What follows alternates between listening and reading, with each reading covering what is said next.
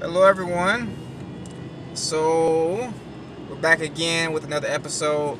Last video, I think the previous videos, I've been talking a lot about spirituality, talking about detox. Uh, the next video is what we're going to be talking about is everything entrepreneurial. Entrepreneurial. That's how you say that word, right? Because that's where I'm at right now. I'm learning a lot about myself through growing a business that I have right now. Today I realized the business that I'm working on right now is $1 million business. I'm so excited by it, like $1 million business. Uh, so I'm going to be staging these conversations.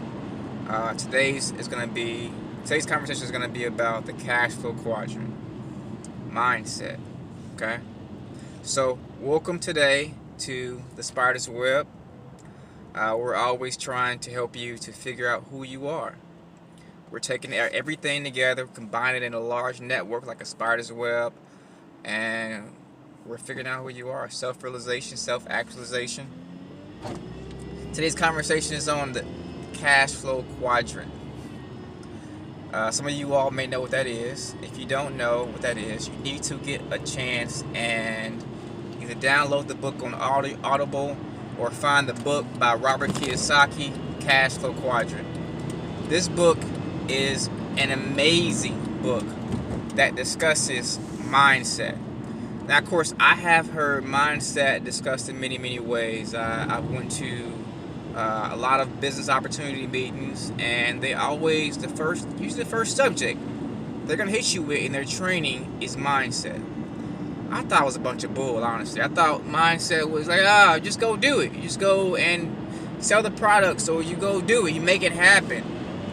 The thing, though, about this is that your mindset is an invisible framework that keeps you somewhere. It's kind of like trying to go up higher and higher, and you hit this invisible ceiling, And you're like, what? For some reason, I can't seem to get there. And what's trapping you there is how you think about certain things. How do you perceive or see the world around you is based on your thoughts and how you react to problems, issues. How do you resolve these problems? How do you react to them? Robert Kiyosaki does an awesome job of discussing this in his book, The Cash Flow Quadrant. The Cash Flow Quadrant, in his book he discussed, is basically, a quadrant. Four parts of a graph, right? Each part has a category of how someone earns their money. So, the first top quadrant is going to be the employee. Right below that is going to be the self-employed person, okay?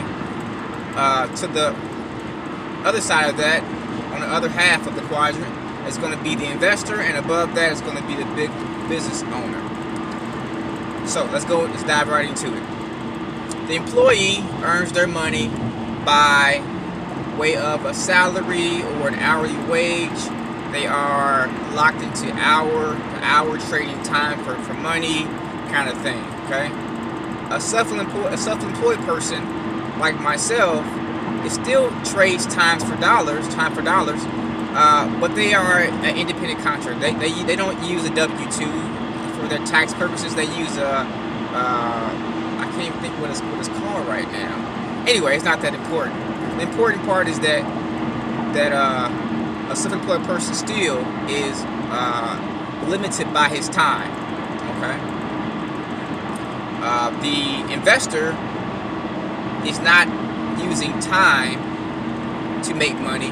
The investor is using money to make money. He's sending his money off, and his money brings back more money friends. Okay. Then the big business owner is not using time, but is leveraging money, but mostly using employees, using other people, partnerships, and systems, using systems to make money. Now let's discuss how these people relate to their world and how they respond to difficulties. An employee, how they're going to respond to their problems is they're going to want security. They're going to ask for benefits. They're going to ask for a retirement plan. They're going to ask for a 401k. They're going to ask for a pension if those things are still around. That was getting pretty rare right now, pensions. But they want security. Okay? They really want security. They don't want to lose their job. A self-employed person is motivated by being able to set their own schedule, to be independent. They want to do things for themselves. They know what they want to do, and they're just saying, just get the hell out of my way and let me do it. Right? They are motivated by doing things themselves. Okay? And when things happen that kind of shakes their world a bit, they're going to jump back to that idea of doing things themselves. That is their grid, and lock in that grid of doing things for themselves. With the employee, when things shake the world of employee, what happens is they look for security. They look for another job, or they look for a better boss, right? A business owner, when things shake their world, they look for a better system. They look for new employees.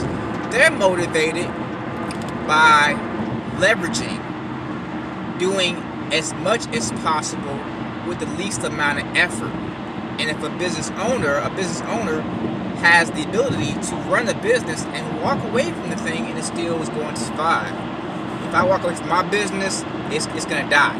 Well, not the one that I'm working on right now. Well, even that right now is in the stages of being, yes, it's not fully complete. So if I walk away right now, my business will certainly die.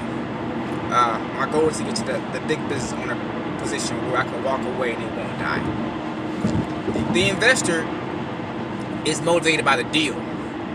They're looking for the best deal. They're looking for the best return on their investment, or the best return, well, I guess that's a business owner, but best return on their information. That's ROI definitions. Okay, that's not important. So an investor's motivated by the deal. They're not looking at the person or security or what this person can do. They're looking at, okay, how much money am I making?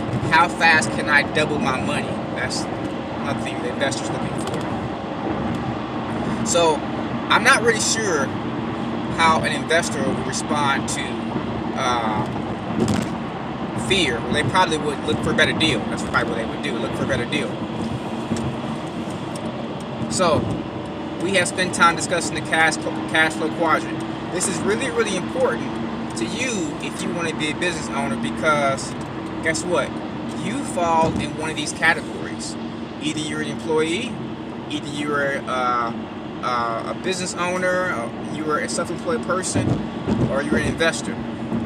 Now the thing about it is that neither one of these categories are good or bad. They just the thing that it just is. The thing about it that's really important for you to understand is that if you want to shift from being an employee to being a self-employed person, or you want to shift from being a self-employed person to being a business owner or investor, it's not as easy as you think it may be just to go and do it. I thought that. I was wrong. It's not that easy. You have to understand how you respond to fear, and you have to change your response to fear. If you do not change your response to fear, you will look up and you will be back in the category that you didn't want to be in. And you'll think to yourself, how the hell did I get here? Because fear happened, the world was shaking, and your response led you back to that. Okay? So, that's all for today on the Spider's Web. I hope this bit of information helps you all to shift your quadrant. Okay? Shift your quadrant from being an employee to being an investor or being a business owner. I'm going to talk in more detail about this cash flow quadrant based on my experience.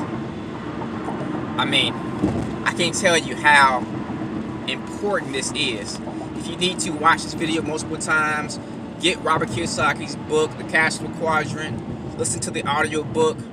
You need to get that like really burned into your brain about the quadrants, because it will save you a lot of headache and stress trying to figure out how to get out of one quadrant into the next. It's all in your head, guys. See you next time on the Spider's Web. Bye.